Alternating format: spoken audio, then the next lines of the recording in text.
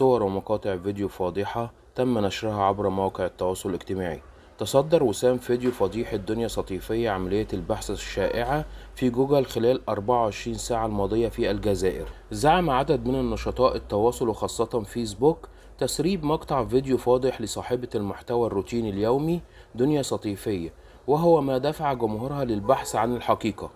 وتباينت ردود الأفعال حول ظهور فيديو فاضح منسوب لدنيا السطيفية وسط غضب الكثيرين من جمهورها في الجزائر، وفي الحقيقة أنه لا يوجد لها أي شيء غير أخلاقي. وبالرغم أن العشرات من نشطاء التواصل أكدوا في التعليقات أنها ظهرت في مقطع لا أخلاقي، إلا أنها لا تزال آراء غير مؤكدة، ويبدو أنها حملة للنيل من سمعتها. ولعل ما زاد من حب الناس لها ظهورها بشكل مؤدب، وتحرص على ارتداء الحجاب، كما تبتعد عن الملابس التي تثير استياء المتابعين. وإحقاقا للحق، لم يتم رصد وجود أي فيديوهات خادشة لها أو صور عارية كما يرغم البعض.